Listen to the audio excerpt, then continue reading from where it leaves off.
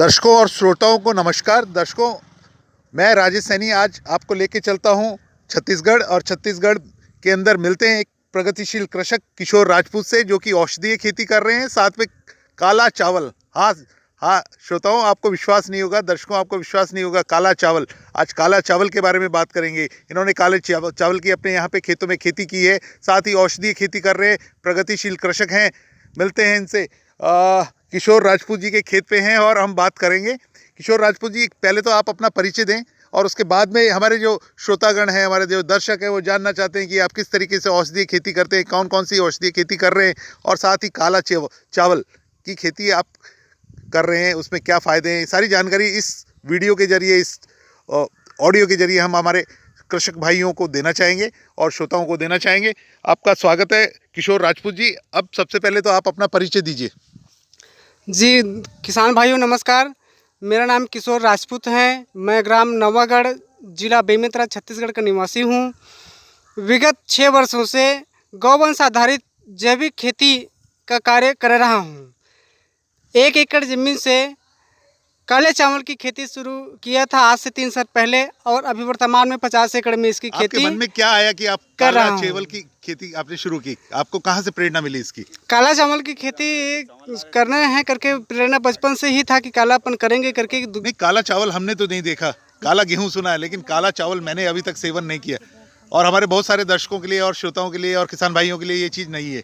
तो आपने क्या सोचा और कहाँ से आपको प्रेरणा मिली और कहाँ से बीज खरीदा और कैसे आप आगे बढ़े?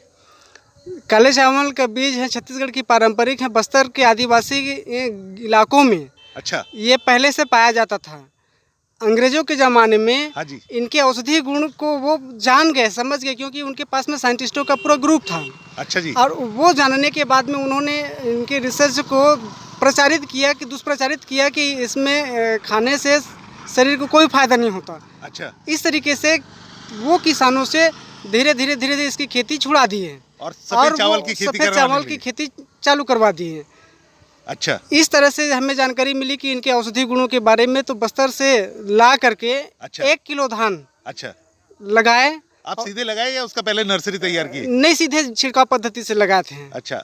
छिड़काव पद्धति से लगा करके फिर धीरे धीरे वो 1 साल 2 साल ऐसे बढ़ता गया, बीज बनाया। हाँ। और फिर दूसरे साल तीसरे साल बढ़ा दिए उसको। और जब आपने काला चावल लगाया तो लोग आसपास के देखने आए? लोग देखने के लिए आते हैं। साथ ही मैंने देखा मीडिया में आपको कवरेज भी अच्छा मिला था उस समय। पेपर्स पे जो भी दैनिक पेपर्स है, उन्होंने अच्छा कवरेज आपको किया था कि राजपूत जी ने लगाए काले चावल की खेती हो रही है, औषधीय खेती कर रहे हैं हमारे प्रगतिशील कृषक। इस तरीके के मैंने आपके लेख भी देखे उस पर। और ये काला रंग जो होता है, ये जैसे चावल के अंदर, ये किस वजह से होता है और इसका कोई फायदा? एंथ्रोसाइनिन नामक जो तत्व होता है। अच्छा। वो एंटीऑक्सीडेंट्स का काम करता है। अच्छा। जो शरीर में अलग अलग बहुत सारे रोगों को ठीक करता है और दूसरे प्रकार का रोग होने भी नहीं देता। ये बहुत अच्छी बात हमारे राजपूत साहब ने बताई कि अगर आप काले चावल का सेवन करते हैं तो उसमें एंथ्रोसाइनिन है जो तत्व, जिसकी वजह से उसका रंग काला है, और इसमें बहुत सारे ऑक्सीडेंट्स और दूसरी चीज़ें हैं पाई जाती हैं। और हमारे जो भाई लोग हैं, जो जंगलों में रहते हैं, जो आदिवासी भाई लोग हैं, उनको इसके गुणों का पूरा पता था, उनके पूर्वजों को पता था, लेकिन कुछ कारणवश उन्होंने इसकी खेती छोड़ दी और सफ़ेद चावल की खेती पे आ गए। आज पुनः उनको राजपूत जी कोशिश कर रहे हैं कि पुनः एक बार काले चावल की खेती उस क्षेत्र में बढ़ाई जाए। बहुत अच्छी बात कही आपने। और साथ ही आप ये भी बताइए कि आप जब इसको अगर आपसे कोई काला चावल का बीज खरीदना चाहता है तो क्या रेट उपलब्ध है? क्या आप उसको उपलब्ध करा सकते हैं? जी, हम लोग चाहते हैं कि काले चावल का उत्पादन ज़्यादा से ज़्यादा रकबा में हो। अच्छा। सेहत की दृष्टि से भी और स्वावलंबन की दृष्टि से भी, आर्थिक दृष्टि से भी इसका जो मांग है वो दिन प्रतिदिन इंटरनेशनल स्तर में बढ़ता जा रहे हैं। हम बड़े बिग बाजार में भी जाते हैं तो हमें काला चावल देखने को मिलता है। तो इसलिए हम यदि किसान भाई कोई लेना चाहे तो 100 रुपये प्रति किलो के अनुसार से उनको बीज उपलब्ध करा रहे हैं। वो भी 100% गौवंश आधारित खेती, यानी जैविक बीज आप उपलब्ध करा रहे हैं? जी, जैविक बीज हम उपलब्ध करा रहे हैं। और ये किसान भाइयों के लिए जो हमारे इस प्रोग्राम को देखते हैं, उनके लिए एक नई चीज़ है। वो अपने क्षेत्र में काला गेहूं तो कर ही रहे हैं कुछ लोग किसान भाई, लेकिन अब काला चावल भी कर सकते हैं और इनके बहुत सारे स्वास्थ्य के लाभ हैं। इसको देखते हुए। और राजपूत जी, मैं ये भी जानना चाहता हूँ कि अगर हम मुझे 1 एकड़ में या 1 बीघा में अगर खेती करनी है तो मुझे कितना बीज लगेगा, कितने दिनों में बाद मेरी फसल पकेगी, कितने दिनों बाद मुझे उपज प्राप्त होगी और वो उपज कितनी होगी और क्या रेट से बाज़ार में बिकेगी, ये सारी जानकारी हमारे कृषक भाई चाहते हैं आपसे।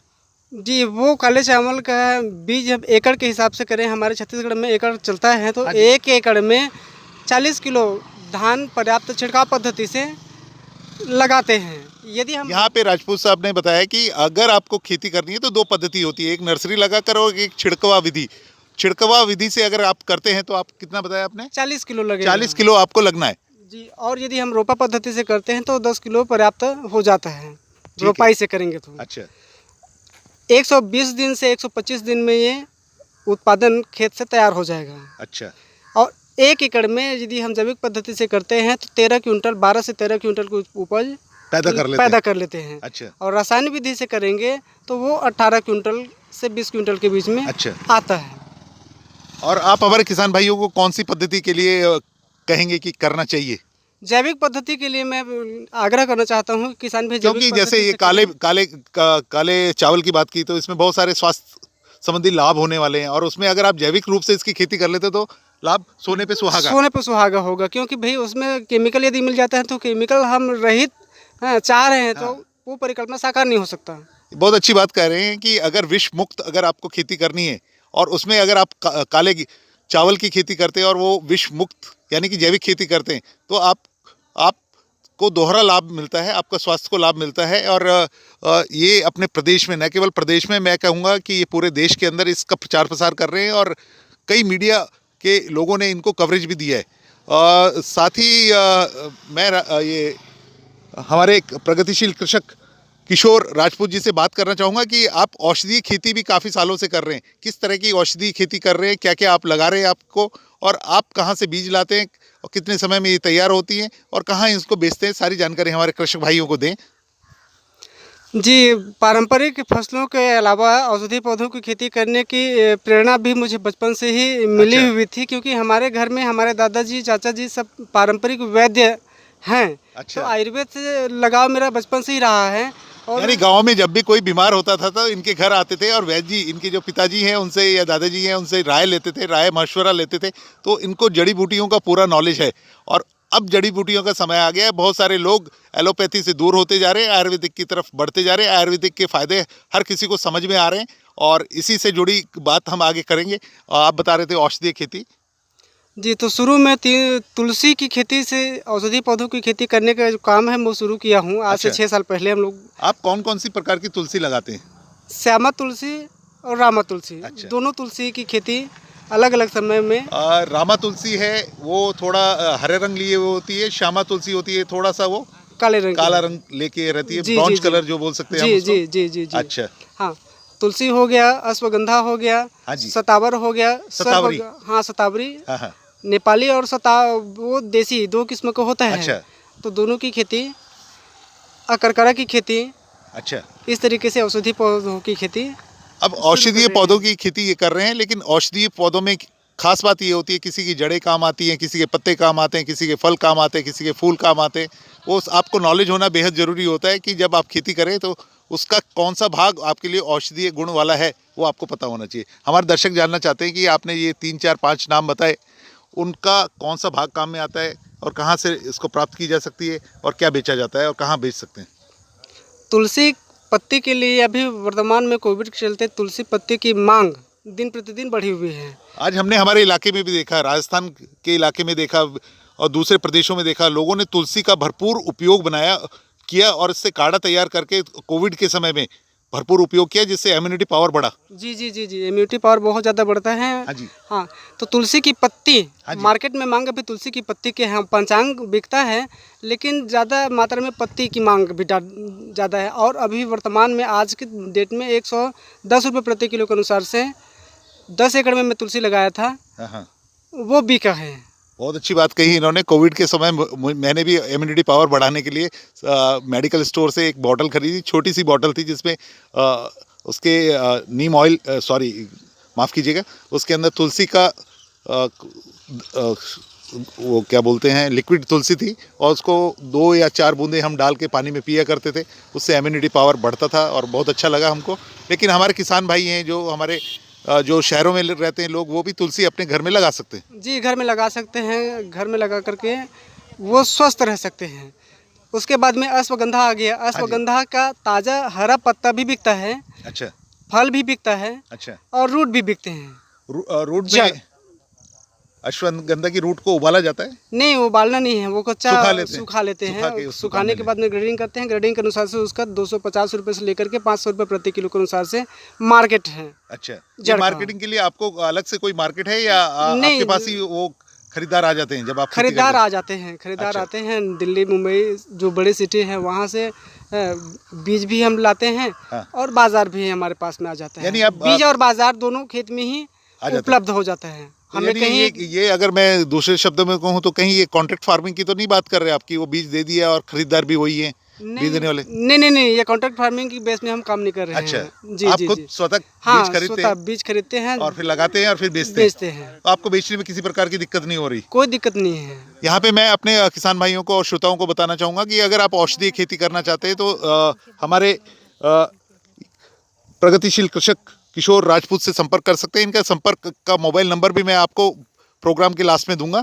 और आपको अगर बीज खरीदने में दिक्कत आ रही है तो संपर्क कर सकते हैं, बेचने में अगर दिक्कत आ रही है तो संपर्क कर सकते हैं, और अगर आपको इसके बारे में डिटेल जानकारी चाहिए तो भी आप इनसे प्राप्त कर सकते हैं। इनका एक काम है खेती करने का और दूसरा इनका काम है ये इन चीज़ों का प्रसार प्रसार भी खूब करते हैं। और दूसरी जड़ी बूटियों के बारे में भी आप जानकारी दीजिए। जी, अभी वर्तमान में अकरकरा की खेती अपन कर सकते हैं। अकड़ा? अकरकरा। अकरकरा? हाँ, अकरकरा है, कैमोमाइल है। ये नगदी फसल है। अच्छा अच्छा अच्छा। मार्केट में इसका डिमांड बहुत कैमोमाइल ज़्यादा का आजकल काफी ज्यादा चलन हो जी रहा है। जी जी, वो ग्रीन टी के रूप में भी हाँ। उपयोग कर रहे हैं। तो और इससे क्या फायदा हो रहा है? फायदा है, कम समय में ज़्यादा आमदनी मिल रही है। ओके। पारंपरिक फसलों के अलावा यदि हमारे पास में अतिरिक्त ज़मीन है, 2 एकड़ 4 एकड़ ज़मीन है, तो कम से कम हम आधा एकड़ ज़मीन में औषधीय पौधों में कैमोमाइल की खेती भी शामिल करें। अच्छा, आपका कहना है कि अगर आप जो खेती कर रहे हैं वो करें, लेकिन थोड़ा सा जगह औषधीय खेती के लिए भी छोड़ें, ताकि धीरे धीरे जब आपको उसका फ़ायदा, उसको कैसे करना है खेती, वो उसकी जानकारी हो जाए तो आप बाकी की खेती भी उस पर डाइवर्ट कर सकते हैं, क्योंकि ये फ़ायदेमंद है। जी जी जी, बहुत फ़ायदेमंद है। और एक और हम लोग नवाचार किए हैं, धान के साथ में मेडिसिनल क्रॉप एक साथ 2 फसल में। अच्छा, वो कैसे? वो धान और औषधि फसल जब बच हमारे कृषक भाई धान बोलते हैं तो इसका कहने का मतलब है चावल की खेती। चावल की खेती। चावल की खेती के साथ में बच की खेती, बच होती है एक, हाँ, उसकी खेती और स्मृतिवर्धक औषधि में निर्माण कार्य में वो बहुत बड़ा कंडेंस काम करते हैं वो। अच्छा, उसकी खेती एक साथ अपन कर सकते हैं। ओके। धान भी लगा हुआ है हाँ, और बच भी लगी हुई है। तो दोनों खड़े पानी में हो जाते दोनों खड़े पानी में हो जाता है। और धान से जो आमदनी हमें 20,000 40,000 रुपये रेट के अनुसार से मिलेगा, हाँ, हाँ। उसके अतिरिक्त 30,000 रुपये, 25 से 30,000 रुपये की आमदनी बच की खेती से कर सकते हैं। ये कृषक भाई जो कि चावल की, धान की खेती कर रहे हैं हमारे क्षेत्र के अंदर, और वो इस प्रकार का प्रयोग कर सकते हैं अपने खेत में और अपनी आय बढ़ा सकते हैं, आमदनी बढ़ा सकते हैं। और जब वो संतुष्ट हो जाएं तो अपने आसपास के किसानों को भी इसकी जानकारी दे सकते हैं। एक पन दो काज। बात को जारी रखेंगे। और दूसरी और कौन सी औषधि खेती कर रहे हैं आप, उसके बारे में जानकारी दीजिए हमारे कृषक भाइयों को। अभी तो वर्तमान में सिर्फ है अश्वगंधा है 20 एकड़ में। अच्छा, कैमोमाइल है अच्छा। 10 एकड़ में। ये कीमोमाइल के बारे में थोड़ा सा बताइए हमारे। कैमोमाइल फूल के लिए सर, फूल उसका बिकता है कैमोमाइल का। अच्छा, हाँ, वो भी 250 रुपये से 500 रुपये प्रति किलो के अनुसार से बाजार मांग के अनुसार अच्छा। वो बिक जाता है। इसको कैसे बीज से लगाते हैं, कैसे लगाते हैं? बीज से भी लगाते हैं छिड़काव पद्धति से, और नर्सरी से भी लगाते हैं। अच्छा। यदि हम छिड़काव पद्धति से करेंगे तो 1 एकड़ के लिए 250 ग्राम बीज पर्याप्त है। अच्छा, क्या खर्चा आता है उसका? वो 1,000 रुपये का 1 किलो बीज मिलता है सर। अच्छा, बीज सस्ता है। ओके। हाँ, बहुत सस्ता है बीज और इसका। कितने दिनों में ये तैयार हो जाता है? 90 दिन में हो जाते हैं तैयार। और ये इसका फूल बिकता है? फूल बिकता है। फूल क्या काम आता है? फूल दवाई के लिए उपयोग होता है। हाँ, और एक बार आपने इसकी फसल लगाई तो फिर उसके बाद में ये एक ही बार बार चलेगा। है। हाँ, एक ही बार बहुवर्षीय चलेगा। नहीं है। बहुवर्षीय नहीं है ये। एक बार हुई, हाँ। खत्म हो गई, फिर आपको जी फिर जी वापस जी, करना हाँ, है। बहुवर्षीय तो नहीं आप है क्या ये, करते हैं, एक उसका बीज संभाल के रख लेते हैं या हर बार नया बीज लाते हैं? बार। नहीं, बीज संभाल करके रखते हैं सर। फूल एक जो बार आपने लगाने बेच के दिया, बाद में फूल तो बेच दिया और कुछ फूल आप बीज के लिए रख लेते हैं? संग्रह करते हैं। हाँ, रखते हैं, ताकि हमें दोबारा खरीदना नहीं खरीदना ना पड़े।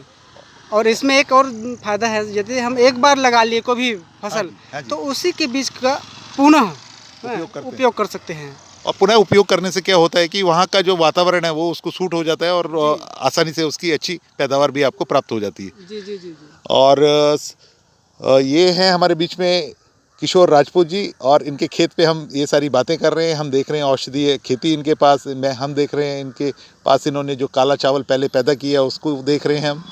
और चलते चलते किशोर राजपूत जी, हम आप हमारे दर्शक और हमारे श्रोता आपसे ये जानना चाहते हैं कि अगर उनको औषधीय खेती करनी है या काला धान उगाना है, काला चावल उगाना है, तो वो कैसे आगे बढ़े, और हमारे कृषक भाइयों को आप क्या संदेश देना चाहेंगे?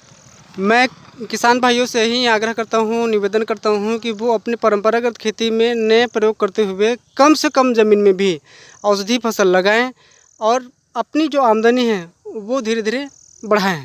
ठीक है। यदि कहीं भी औषधि खेती में, काले धान की खेती में कोई समस्या आती है तो मेरे नंबर पे संपर्क कर आप सकते अपना नंबर हैं। एक बार रिपीट कर दीजिए, इस पे बोल दीजिए।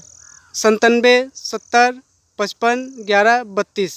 एक बार पुनः बोल दीजिए। 97 70 55 11 32। इस नंबर से 24 घंटे कभी भी संपर्क करते हैं। हम बिल्कुल निःशुल्क बीज से लेकर बाजार तक सहायता करेंगे। ये आप जानकारी प्राप्त कर रहे थे किशोर राजपूत जी से, जो कि हमारे प्रगतिशील कृषक हैं, छत्तीसगढ़ के हैं, और इन्होंने काफ़ी अच्छा नाम है इनका क्षेत्र में और बहुत अच्छा औषधीय खेती कर रहे हैं। परंपरागत खेती के रूप में इन्होंने जैविक खेती कर रहे हैं और काला चावल की खेती कर रहे हैं, और इन्होंने बहुत अच्छी जानकारी हमारे श्रोताओं को, हमारे कृषक भाइयों को दी। उसके लिए आपका बहुत बहुत धन्यवाद। धन्यवाद सर, बहुत बहुत धन्यवाद।